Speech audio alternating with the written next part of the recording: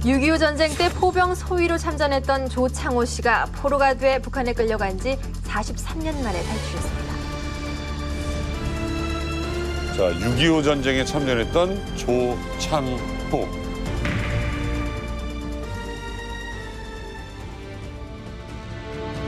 유교가 발발하자 나라를 위해 싸우다가 적의 포로가 돼 전사자로 처리됐으나 살아서 전사자 돌아온 위패. 그는 국립묘지 전사자 위패에서 본인의 이름을 자기 지운 이름을 거예요. 선수 지웠습니다. 와, 조창호 중위는 남은 인생을 나라 지키는 일과 조국의 소중함, 국군의 임무가 얼마나 소중한 것인가를 일깨우는 데에 앞장설 것을 다짐하면서 대한민국 만세를 소리 높이 외쳤습니다.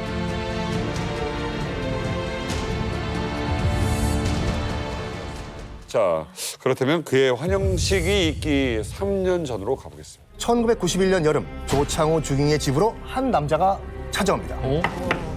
마침 이제 북한과 중국을 왔다 갔다 하면서 거래를 하던 조선족 네. 이 씨라는 사람이었어요. 혹시 남조선에 있던 옛 주소 아냐고 알면은 내가 혹시라도 지금 서신교환에 왔다 갔다 하고 있는 상황이기 때문에 될 수 있을지 안 될지 모르겠지만 내가 한번 서신 한번 넘겨는 보겠다 남조선에 이런 말까지 했다고 하죠.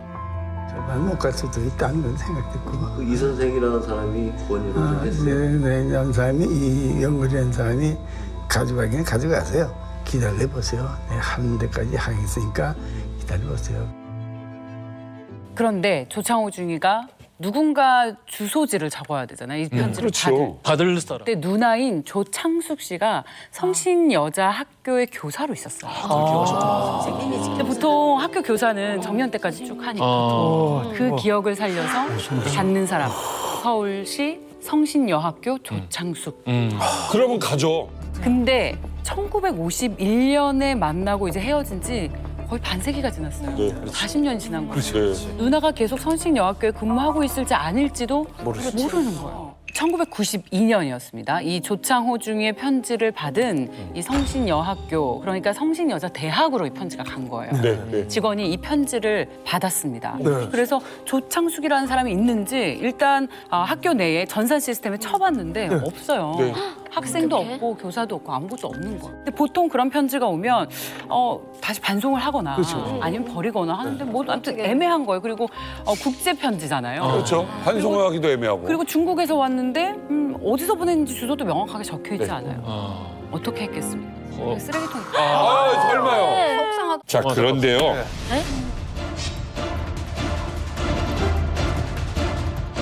여기에서 이 편지를 발견한 사람이 있습니다.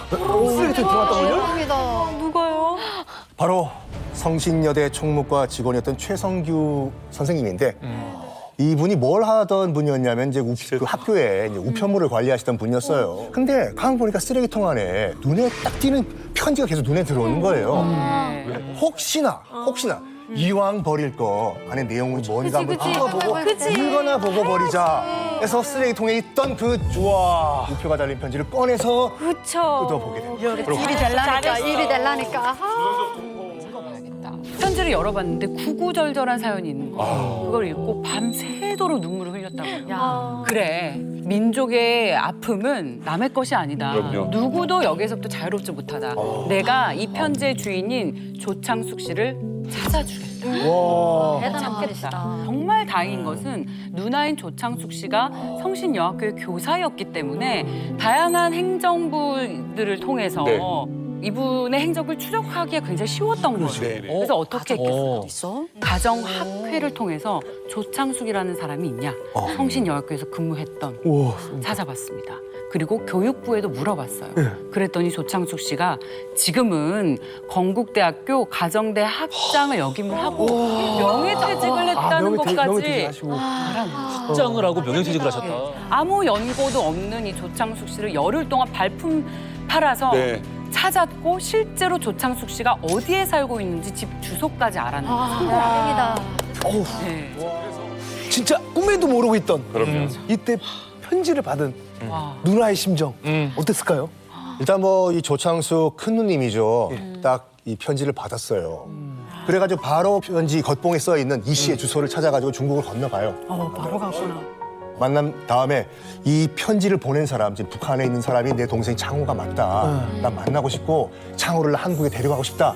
그랬더니 이 씨는 잠깐만 기다리라고. 그럼 내가 갔다 오겠다고 해서 다시 국경을 넘어요, 압록강을. 그때 조선족 이 씨가 조창호 중위에게 얘기를 해요.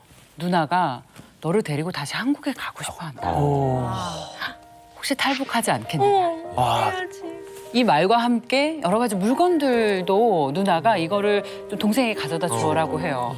조선족 이 씨가 이거는 누가 봐도 남조선 제품이기 때문에 이거 발각되면 우리 다 죽는다.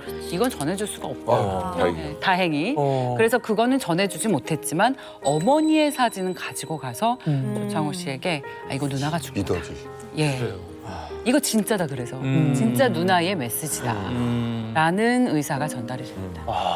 그 조상훈 중위는 다시 집으로 내려와가지고 자고 있던 아들 선일이, 선희, 그다음에 딸 선옥을 깨워가지고 말없이 어머니 사진을 꺼냅니다. 보라고. 또 당연히 이제 아들들은 물어보겠죠. 누구냐고. 그랬더니 너희 할머니라고. 근데 아들들의 반응은 뭐였냐면 빨리 태워 없애자고. 왜냐면 이게 색사진이었어요. 위험하지. 칼라 사진. 왜냐면 당시에는 칼라 사진이 김일성, 김정일 부장만 칼라 사진이 가능하고 일반 인민들은 흑백 사진만 허용이 되던 시절이었거든요. 그래서 큰아들은 이거 공유반한테 걸리면 큰일 난다. 이거 태우자고. 어머니 사진을 봤는데 그걸 보고서 그 자리에 불이 태워버리고 왔어요. 사진하고 편지. 예. 그 자리에서 불에다 태워버렸어요.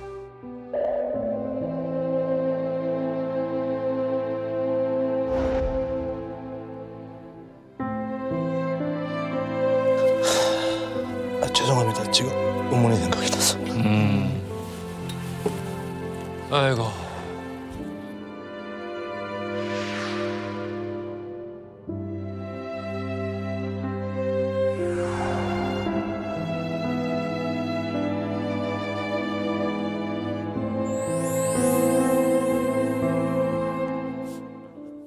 할머니의 사진을 태운 그 다음 날 갑자기 집으로 사진사를 불러요. 그런 다음에 이제 깔끔한 옷으로 이제 갈아입고 가족 사진을 찍어요. 예, 사진을 찍었죠. 흑백이죠. 예. 와, 건정하다. 그런데 나중에 알고 보니까 아버지 몰래 저 아들들이 이 사진을 조선족 이 씨를 통해 가지고 남한에 있는 가족들한테 보낸 거예요. 너무 소름 끼쳐. 속 깊다, 속 깊어. 사실은 조창호 씨 입장에서는 남해 있는 누님부터 가족 형제들을 보고 싶은 마음이 얼마나 간절했겠습니까? 그런데 조창호 선생님 입장에서는 북에서 있는 이 착한 아들들을 두고 갈 수는 또 없는 거예요. 아들이 얼마나 속 깊습니까? 아버지 몰래 남한에 있는 아버지 형제들이 우리 보고 싶을 것 같아 사진을 찍어서 보내는 그런 효자 아들들 아닙니까? 그래서 조창호 선생님이 처음에 어차피 내가 남으로 간다 해도 북한에 있는 우리 아들들 보고 싶어서 내가 제대로 두 발 못 뻗을 것 같다라고 탈북 자체를 포기해요. 남한의 가족은 아예 없었던 가족이라고 생각하자라고 이 시점에서 마음을 접어요. 아이고.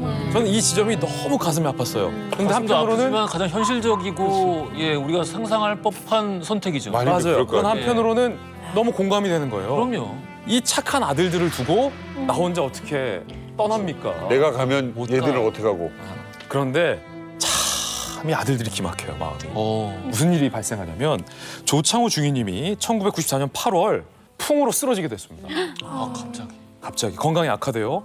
이후에 몸 절반이 마비돼서 아편이 없이는 견디기 힘들 정도의 건강 상태였더라고요. 아이고야. 그러니까 조창호 중위 입장에서는 나에게 남은 삶이 얼마 남지 않았다라는 생각이 들면서 더욱더 남한에 있는 나의 형제들이 너무 보고 싶은 거예요. 그런데 이 조창호 중위님이 아들들에게 대놓고 나 남한으로 가고 싶다 이런 말을 또 못 보낸 거예요. 아버지 마음이라.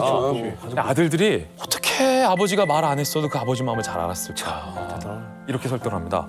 아버지 가세요. 누군가가 아버지를 찾으면 저희들이 돌아가셨다고 잘 둘러댈 수 있어요. 여기 남아서 저희들 잘 살 테니까 우리 걱정하지 마시고 아버지 가시라고 라고 내 아들들인데. 오히려 아버지가 가시라고 설득을 해요, 이 아들들이. 얼마나 기막힌 장면입니까? 아버지 입장에서도 아들들을 데리고 가고 싶었을 텐데. 야, 이건. 글쎄 저는 뭐 말을 못하고 갔지만 보내는 사람 마음 그리고 또 알면서 가는 사람. 그게 너무나도 이해돼요.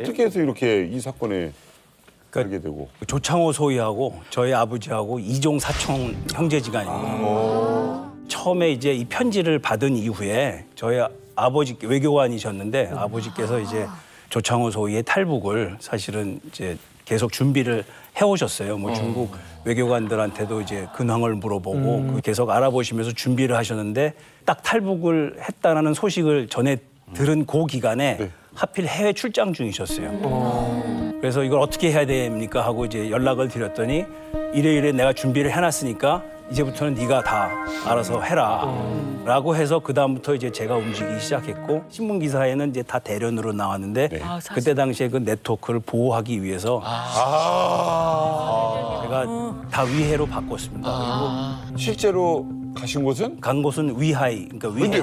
외에는 말이 안 되는 게 이게 너무 먼데요? 연변이랑 압록강이랑. 근데 위해를 가야 한국 가는 뭐 배를 타든 뭐 그다음에 거기서 북경을 가든 이제 이런 게 진행이 될 거라고 생각을 해서 일단 위해로 빠져나온 겁니다. 이게 두만강 압록강이 있고요. 그리고 넘으면 연변 연길 쪽이 있는 데가 있고 그다음에 위에는 서울에서 옆으로 선 그으면 칭다오가 있는 곳에 산동반도 있죠. 있는 곳이에요.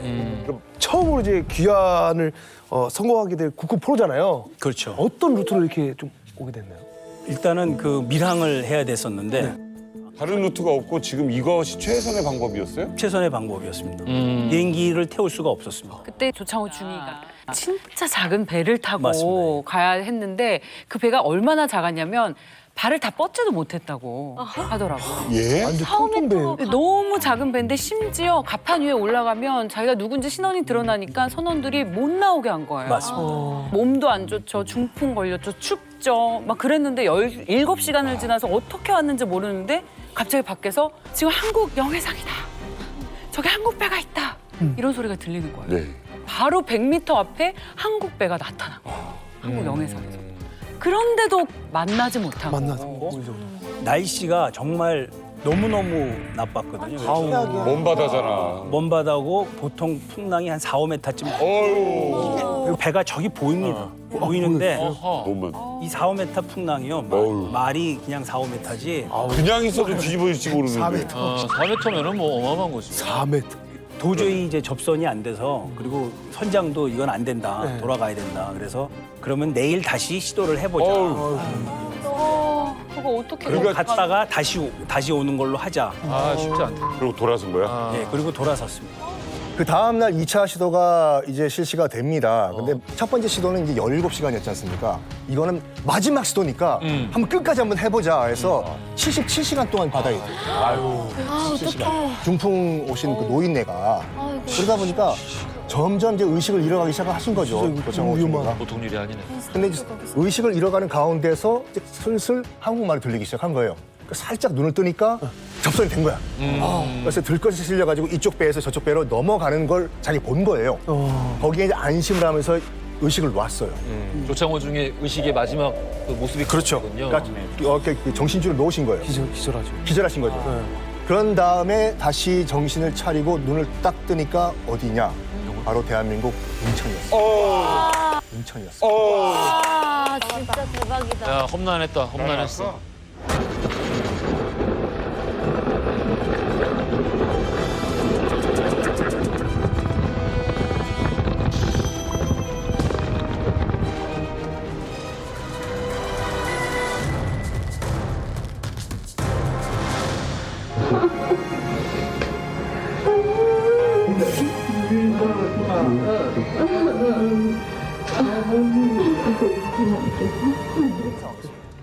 여기서 반전이 있습니다.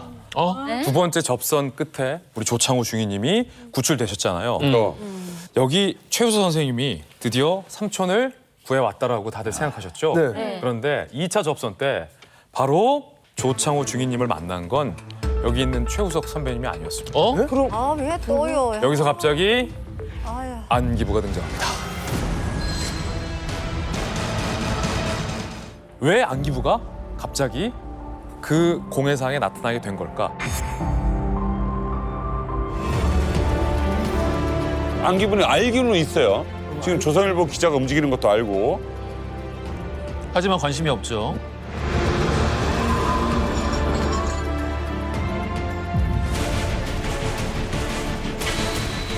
자, 다리.